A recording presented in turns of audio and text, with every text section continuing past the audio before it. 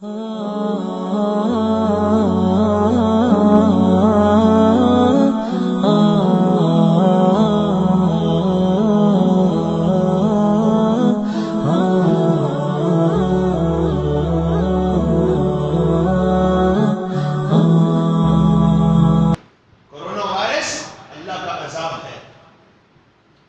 Virus پھیل رہا ہے پوری دنیا میں، پہلے کہاں سے شروع ہوا؟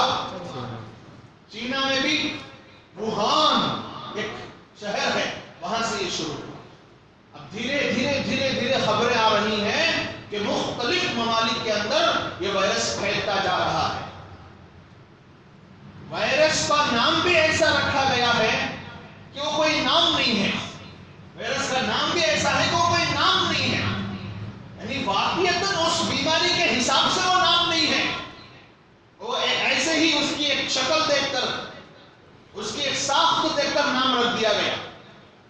کرونا کوئی بیماری کا نام نہیں ہے بلکہ اس کی شکل کا نام ہے۔ وہ اتنا خطرناک مرض ہے، وہ اتنی خطرناک وبا ہے، اور وہ اتنا خطرناک وائرس ہے کہ وہ ہے کیا اب تک کسی کو کن چیزوں سے آیا اندازے لگائے جا رہے ہیں کہ چمڑے کی چوڑیاں کھائے، سانپاں کھائے، اٹلیاں کھائے، چٹنیاں کھائے، پتہ نہیں کیا کیا کھائے۔ عذاب ہے عذاب۔ جب مظلوموں کی بد دعائیں آسمانوں کو چیرتی ہوئی عرش کو ہلا دیتی ہیں تب اللہ کا عذاب اتر جاتا ہے۔ اسی لیے اللہ کے نبی علیہ السلام نے آمرین کو، حاکمین کو یہ حکم دیا، اتقی دعوت المظلوم، مظلوم کی بد دعا سے بچنا، وہ بغیر کسی رکاوٹ کے عرش تک چلی جاتی ہے۔ مظلوم کی بد دعا سے بچنا۔ آج حکومت کے نشے میں چین نے جو کام انجام دیے، سارے ملک کے مسلمانوں کو جکیڑ کر ایک جگہ میں رکھ دیا اور ڈیٹینشن سینٹروں میں زندگیاں گزارنے پر مجبور کر دیا اور ان کے انسانی حقوق تک چھین لیے۔ آج وہ کہہ رہا ہے دعا کرو۔ آج انہی سے کیا کہہ رہا ہے؟ نماز پڑھ کے دعا کرو، کیونکہ ہماری ٹیکنالوجی فیل ہو چکی ہے۔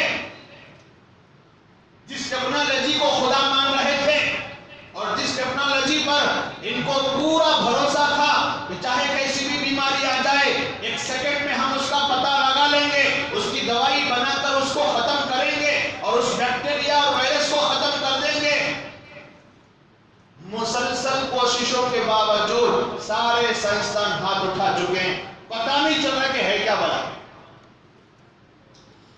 اور اس وقت مسلمانوں کو گھبرانے کی ضرورت نہیں ہے۔ ہمارے سامنے ہمارے نبی کی تعلیم ہے۔ نبی نے فرمایا جس علاقے میں طاعون پھیل جائے، کوئی ایسی بیماری پھیل جائے تو پھیلتی چلی جا رہی ہو، اس علاقے کو چھوڑنا نہیں ہے، صبر کے ساتھ ثواب کی نیت سے اسی علاقے میں رہنا ہے۔ وہ بھاگنے والا موت سے تو نہیں بچ سکتا۔ تو ہمارے لیے سکون کا سامان ہے۔ اللہ کے نبی نے فرمایا اگر اس بیماری میں مرے گا تو شہید مرے گا، مریں گے تب بھی شہید ہیں، بچیں گے تب بھی دنیا ہماری ہے۔ ہمیں دونوں طرف نفع ہے ایمان والوں کے لیے، لیکن ان کو ڈر ہے اگر پھیلتے پھیلتے پورا ملک تباہ ہو گیا تو کیا کریں گے۔ تو عذاب کی شکلیں مختلف ہوتی ہیں۔ یہ کرونا وائرس اللہ کا عذاب ہے۔ اس سے مسلمانوں کے لیے کیا تعلیم دی گئی اس سلسلے میں؟ ایک تو یہ تعلیم دی گئی کہ جس علاقے میں اس طرح کی وبائی بیماریاں پھیل جاتی ہیں، طاعون وغیرہ یا اس قسم کی کچھ بیماریاں پھیل جاتی ہیں، تو مسلمان صبر کے ساتھ، ثواب کی نیت کے ساتھ اس علاقے میں رہیں اور یہ بھروسہ رکھیں کہ مجھے اگر یہ بیماری آئے گی تو میری تقدیر سے آئے گی، تعدی سے نہیں آئے گی۔ ایک ہے تعدی، ایک ہے تقدیر۔ تعدی کا معنی ہے ایک دوسرے سے پھیلنا۔ منہ پر کیا لگاتے ہو؟ ماسک لگا لو، ہاتھ بار بار دھو لو، یہ کرو، یہ سب احتیاطی تدبیر کیوں ہیں؟ کیونکہ سائنس کہتی ہے ایک سے دوسرے کو، دوسرے سے تیسرے کو بیماری لگتی ہے۔ اسلام کہتا ہے سائنس بیکار ہے۔ اسلام کہتا ہے ایک کو جو بیماری آئی اس کو تیرے باپ نے دی، پہلے کو جو بیماری آئی وہ کس نے دی؟ اللہ۔ سوال کر رہا ہوں میں آپ سے، جواب دو۔ اللہ۔ کرونا وائرس آیا، مان لی پہلا شخص، پہلا کیس، اس کو کس نے دی؟ اللہ۔ تو آخری کو بھی اللہ نے دی۔ یہ ہمارا ماننا ہے، یہ اسلام کی تعلیم ہے۔ اب یہ بیکار کی باتیں پھیلائی جاتی ہیں کہ سانس سے ہوتا ہے، اٹھنے سے ہوتا ہے، کچھ نہیں ہوتا۔ جس کی تقدیر میں کرونا وائرس سے مرنا لکھا جا چکا، وہ ماسک لگا لے، وہ خلا میں چلا جائے، وہ زمین کے اندر چلا جائے، مرے گا ضرور۔ اور جس کو اللہ نے بچانے کا فیصلہ کر لیا، وہ بیماروں کی تیمارداری کرتے ہوئے بچے۔ یہ اسلام کی تعلیم جو ہمیں اللہ سے جوڑتی ہے۔ ہم کمزور ایمان والے نہ بنیں، ہر ایک چیز کا ڈٹ کر مقابلہ کریں گے انشاءاللہ تعالی۔ دعائیں سکھائی ہیں، مسنون دعائیں اللہ کے نبی علیہ السلام نے سکھائی۔ کیا سکھائی؟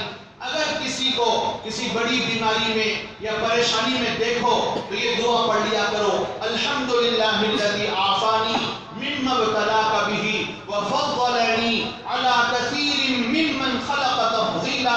جب بھی اس بیماری کی خبر سنو یا کوئی کیس ایسا دیکھو یا کوئی مریض ایسا دیکھو تو فوراً یہ دعا پڑھ لیا کرو، اللہ تعالیٰ اس سنت پر عمل کرنے کی برکت سے تمہیں اس بیماری سے بچا لے۔